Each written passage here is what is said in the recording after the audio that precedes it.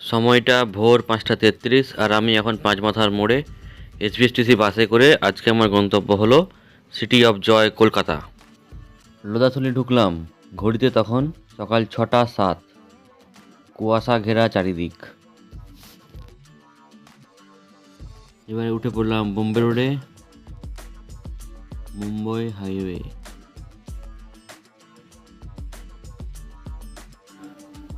ঘড়ির সময় 6টা 19-এ মানিকপাড়া এবং 6টা 28-এ গুপ্তমণি ছাড়লো।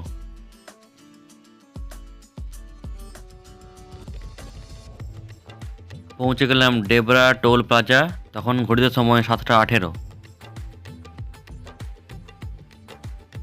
এখন আমরা চলে এসেছি কোলাঘাট ব্রিজ এবং ঘড়িতে সময় সকাল 8টা 6।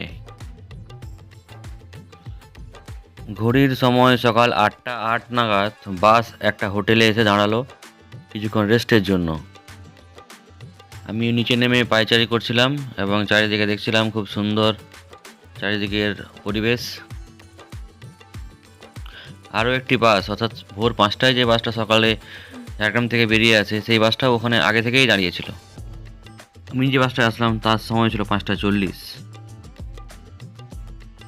যে হোটেলটাতে বাস দাঁড়িয়েছিল সেই হোটেলটা ছিল খুব সুন্দর এবং সেখানে তেলে ভাজা মিষ্টি, পরিষ্কার পরিচ্ছন্ন বাথরুম ব্যবস্থা, বসে খাওয়ার ব্যবস্থা, ডিম টোস্ট, বিস্কিট, চিড়ে ভাজা সব কিছুই দেখছি পাওয়া যাচ্ছে। বাসের যাত্রীরা এসে এখানে খুব সুন্দরভাবে তাদের টিফিন এবং খাওয়া দাওয়া সেরে নিচ্ছে। এছাড়াও এখানে রয়েছে প্লেটে করে সাজিয়ে রাখা চিড়ে। 40 টাকার এই প্লেটে থাকছে চিড়ে, দই এবং একটা রসগোল্লা, খুব সুন্দর খেতে।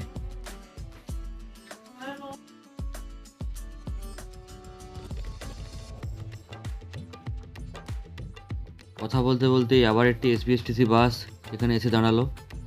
যাতে না ভুলে যায় সেই জন্য ভালো করে একটু দেখে নিলাম যে আমাদের বাস কোনটা, তা না হলে ভুল বাসে উঠে পড়বো। সব বাসগুলোই দেখতে একই রকম।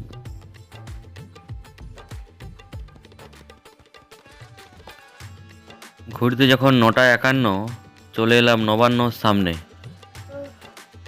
চলন্ত বাস থেকেই দেখতে পেলাম নবান্নকে, খুব সুন্দর দেখতে।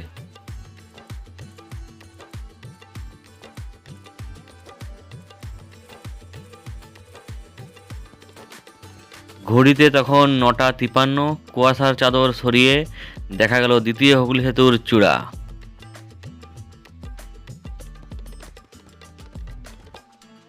এসবিএসটিসি অ্যাপ থেকেই আমি কিন্তু এই বাসের টিকিটটা কেটে নিয়েছিলাম আর ভাড়া পড়েছিল 140 টাকা। আমি টিকিট কেটেছিলাম সিট নাম্বার 1, যাতে সুন্দরভাবে সামনের দৃশ্যগুলো দেখতে পারি। অসাধারণ সুন্দর এই দ্বিতীয় হুগলি সেতু।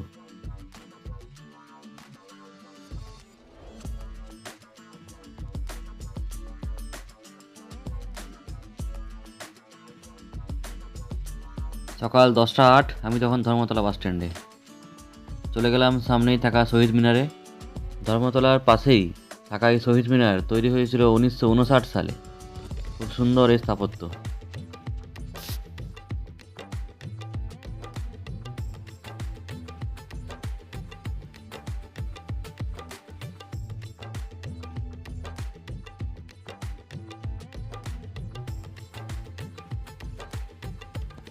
হঠাৎ চোখে পড়লো যে শহীদ মিনারের এখান থেকে দেখা যাচ্ছে ইডেন গার্ডেনের লাইট।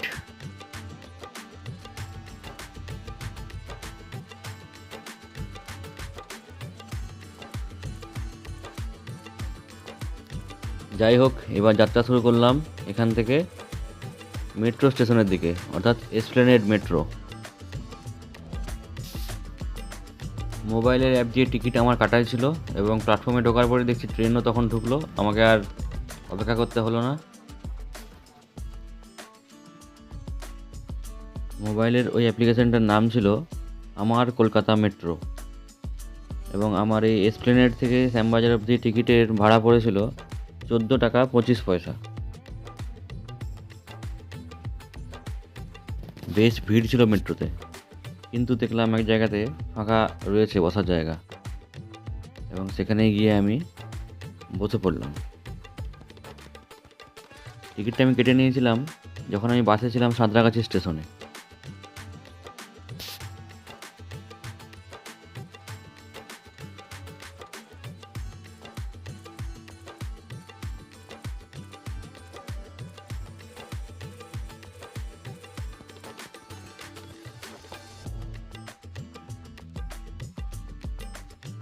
দশটা 40 নাগাদ শ্যামবাজার মেট্রোতে পৌঁছালাম।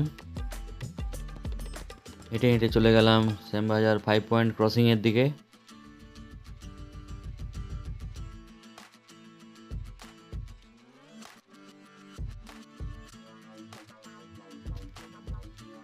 আমার কলেজ জেবি রয় স্টেট আয়ুর্বেদিক মেডিকেল কলেজ।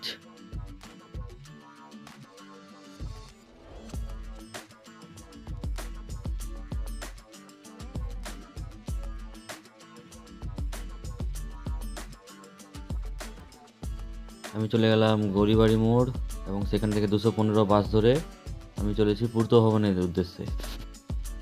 12টা 19 নাগাদ পূর্ত ভবনে পৌঁছে গেলাম। রেজিস্ট্রেশন রিনিউয়ালের অ্যাপ্লিকেশন দেওয়া হলো, বন্ধুদের সাথে দেখা হলো। 1টা 20 নাগাদ পূর্ত ভবন থেকে বেরিয়ে পড়লাম এবং লাঞ্চ করলাম। আজকে লাঞ্চ করেছিলাম কেষ্টপুরের বাজারে, এম বাজারের সামনে। মেনুতে ছিল চিকেন বিরিয়ানি, বেশ সুন্দর খেতে।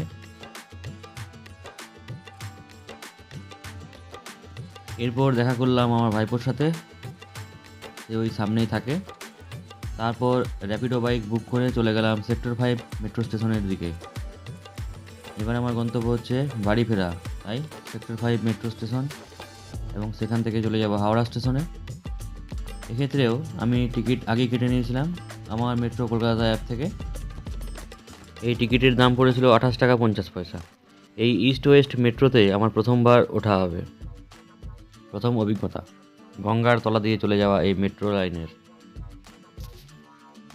টিকিট কাউন্টারগুলোতে কিন্তু ভালোই ভিড়, তাই অবশ্যই অনলাইনে মোবাইল অ্যাপ থেকে টিকিট কাটা অনেক বেশি সুবিধাজনক।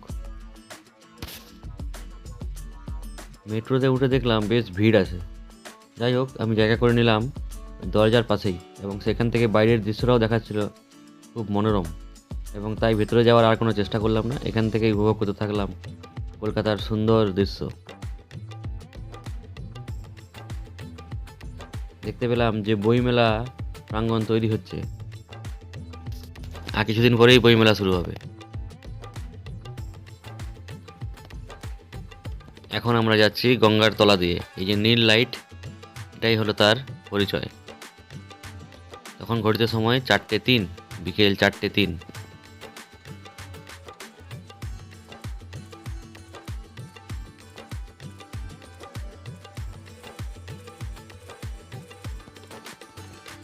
হাওড়ায় পৌঁছেই চলে গেলাম গঙ্গার জল আনতে। এখানে একজন দাদাকে ফোনটা দিয়ে বললাম একটা ভিডিও করে দিন, এবং আমি চলে গেলাম গঙ্গার জল ভর্তি করতে।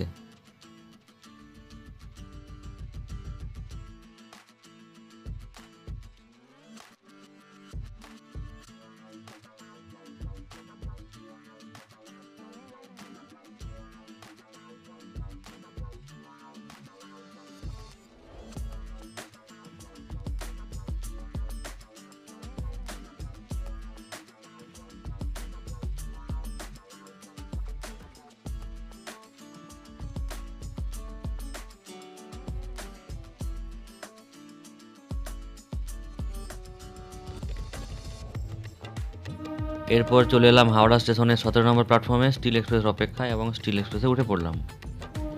স্টিল এক্সপ্রেস ছাড়লো 5:40 নাগাদ, নির্ধারিত সময়ের থেকে একটু পরে।